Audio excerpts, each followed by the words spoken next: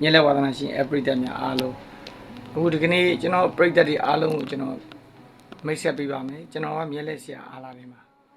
ကျွန်တော်မြဲလက်ဆရာကြီး Great ဘူဘူရှင်နဲ့ Great မီမီရှင်ကမိုးဖွားခဲ့ပါတယ်ကျွန်တော်အခုဒီကနေ့ TikTok မှာမြဲလက်ပြန်နီးလေးတင်ပေးနေတဲ့အထက်ကကျွန်တော်မြဲလက်ဒီကနေ့တော့ကျွန်တော်မိခင်ကြီးနဲ့ကျွန်တော်မိတ်ဆက်ပေးပါမယ်ကျွန်တော်ရဲ့ဖေဖေကတော့လွန်ခဲ့တဲ့အနှစ်အစိတ်ကကွယ်လွန်သွားခဲ့ပါပြီနှစ်ပေါင်း25နှစ်ကျော်ခဲ့ပြီကျွန်တော်မေမေကျန်းနေပါတယ်ဒါကျွန်တော်ရဲ့မေမေမြဲလက်ပညာရှင်တစ်ချိန်ကမြဲလက်ဆရာမကြီး Great မီမီရှင်ပါGreat ဘူဘူရှင်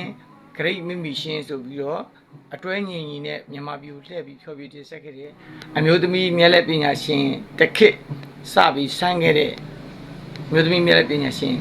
ကျွန်တော်ရဲ့မေမေပါ Great မီမီရှင်လို့အမည်ရပါတယ်ပရိသတ်နဲ့မေရဲ့စကားသံလေးနဲ့မိတ်ဆက်ပေးပါမယ်နော်16နှစ်သမီးရစတယ်16နှစ်သမီးရစတယ်ကျွန်တော်မေမေက16နှစ်သမီးရစပြီးဖေဖေကလည်းမြဲလက်ပညာလေးလာနေတယ်ဖေဖေနဲ့မေမေမြဲလက်ဆုံခဲ့တဲ့အကြောင်းအရာလေးရှိပါတယ်မြဲလက်ပညာရှင်အဖြစ် Great မီမီရှင်ဆိုပြီးတော့ဆင်သက်ခဲ့တယ်မေမေ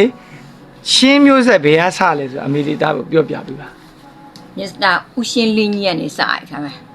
ဦးရှင်လင်းကြီးကရှင်းလင်းမောင်မောင်လွင်တို့ရဲ့အဖေဟုတ်တချိန်လုံးကပါပေါ့ဆရာမမတ်တင်ထေးတို့ရဲ့အဖေဟုတ်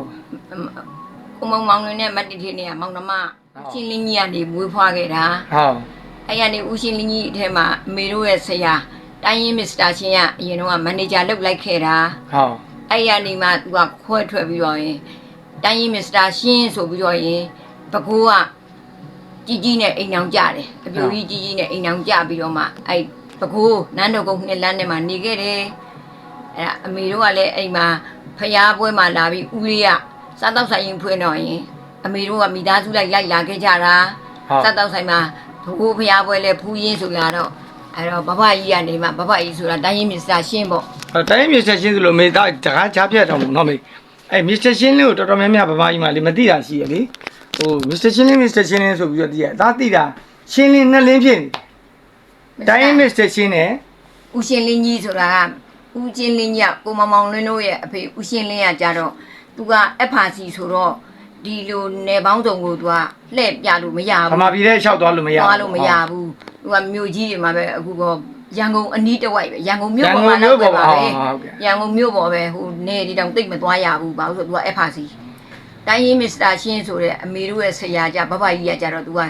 တိုင်းရင်းမစ္စတာရှင်းဆိုတော့တိုင်းရင်းသားမှတ်ပုတ်တင်နဲ့လှုပ်ထားပြီးတော့မှသွားတဲ့အတွက်သူကမြေကြီးနားတခွင်နဲ့အကုန်ရောက်ခဲ့ဘူးတယ်မြေကြီးနားလွတ်လပ်ရေးဆိုလေဘဘကြီးကပြခဲ့ဘူးတယ်ဒါပေမဲ့အမေတို့ကအဲ့တော့မပါဘူးသေးဘူးပကိုးဖျားပွဲကြမှာဘဘကြီးနဲ့တွေ့လို့အဲ့ဒါအိမ်မြက်လက်ကိုသူ့ထဲမှာဒီလွှတ်ပြတ်ခတ်မှာပါဖို့အတွက်ကသူ့တူမလက်ရှင်းဆိုတာပြည်ကြီးပြန်သွားပြီတရုတ်ပြည်ကိုပြန်ဝင်ရသွားပြည်ကြီးကိုပြန်ဝင်ရသွားလို့သူတို့မိသားစုလိုက်ကဟိုအမေတို့မိထီလာပွဲမှာကတဲ့အချိန်ထီ30ဖျားပွဲမှာကတဲ့အချိန်မှာအဲ့မှာသူတို့ပြန်သွားကြတာသူပြန်သွားတော့မှအမေကဘဘကြီးစီမှာအရင်တော့ဒီမလက်ရှင်းပေါ့သူ့နောက်မှာဟိုတပည့်သဘောမျိုးနဲ့နေခဲ့ရတာတကယ်တော့ဘယ်နေရာမှာဦးစားပေးရတော့ဆိုတော့လွှတ်ပြတ်ခိုင်းမှကြတော့မမလက်ရသူကဝါတော့ရင်တစ်တာကြီးကမဆန့်ဘူးအဲ့တော့အမေကပိမ့်ပမဆိုတော့အမေကိုအဲ့တစ်တာနဲ့ထဲဖို့ခေါ်ရင်းရနေအဲ့မြဲလက်ဆရာဖြစ်သွားတာပဲအဲ့တတိလို့မရအောင်မယ်မြဲလက်ဆပြတော့လေအမေဟိုမြဲလက်ကိုတော့အရင်တော့အခုကျွန်တော်လဲမြဲလက်တကယ်တင်ခဲ့တဲ့အခါမှာမစ္စတာချန်လို့ခေါ်တဲ့တရုတ်မြဲလက်ဆရာပါပဲမန်လေးကသူ့စီမှာတားတင်တော့လေမေတော့ဂရော်ဝဲနဲ့အုံဒီမစ္စတာချန်လို့ခေါ်ပါတယ်သူ့စီမှာတင်တော့အုံဒီငပြောသီးနဲ့ဂရော်ဝဲနဲ့တောက်အမှတပည့်အဖြစ်လက်ခံတာအဲ့တော့အမေတို့မြဲလက်တပည့်အဖြစ်စတင်တော့ဘလို့တင်ခဲ့တယ်စမြဲလက်ဟိုသူ့မှာလူလိုအပ်နေတဲ့အချိန်မှာခေါ်တော့အမေတို့ကလည်းမြဲလက်ဆိုတော့ဒီလိုပေါ့လွှတ်ပြတ်တွေဘာတွေလုပ်မလို့ကြောက်တာပေါ့ဒါပေမဲ့အမေတို့အဖေကကြတော့ခစ်ပြီးတော့သမီးရဲ့လူလွှတ်ပြတ်လို့သေးမတယောက်ဘူးတယောက်သေးနေမှာပေါ့ဘယ်အောင်လာမြဲလက်ပါဆိုမှပဲလှည့်စားတာဟာသမီးကူညီလိုက်ပါလှုပ်လိုက်ပါဆိုတော့အဲ့ရနေလိုက်တော့ဟိုကြတော့မြက်လက်လောကတွေကိုသိမဲ့ကြံတဲ့အချိန်ကြတော့ကြီးကြီးကဖျားစင်ကတောက်တော်ကြီးကိုတစ္ဆာဆိုခိုင်းပြီးတောက်ခိုင်းတာဒီမြက်လက်နဲ့ပတ်သက်လို့ရှိရင်အဖေအမေမေးအောင်မပြောရဘူးနော်တစ္ဆာကြီးတောက်ပြီးတစ္ဆာစူးမှာဆိုတော့ကိုရီးယားလည်းအဲ့တော့ကြောက်တတ်တဲ့အခါကျပြောပါဘူးခနေ့ဒီလေကိုမြက်လက်ရဲ့ပညာကိုဘသူကိုမှထုတ်ဖို့မပြောခဲ့ဘူး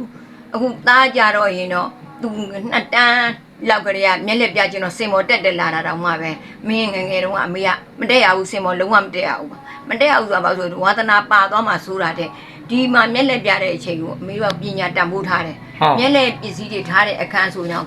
ကာပြုတ်ထားပြီးအပြင်လူမဝင်ရဆိုစိုက်ပုတ်တောင်ရေးထားတယ်အဲ့လိုယုံထဲမှာထားတာမျက်လက်ပညာကိုကိုယ်ရိုက်ခြင်းအရိုက်ခံရင်သေးတယ်မျက်လက်ပညာကိုတော့စော်ကားတာတော့မကြိုက်ဘူးမျက်လက်ကိုပြရင်ဝင်လာကြတဲ့လူကိုပြောတယ်မျက်လက်ပေါ်မှာတက်စာရှိမှာလားရှိမှာဆိုရင်ခေါ်မယ်နော်မျက်လက်ပစ္စည်းကိုလည်းဟိုးကြိုက်ဒီကြိုက်မကြိုက်နဲ့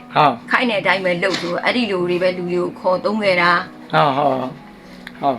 အဲ့တော့အခုကျွန်တော်ပြိတ္တတွေအားလုံးကိုကျွန်တော်အခုဒါနည်းနည်းလေးကြာသွားတယ်ပေါ့နော်မျက်လက်ကျွန်တော်မေမျက်လက်ပညာရှင် grade mission နဲ့ကျွန်တော်မိတ်ဆက်ပေးတာပါ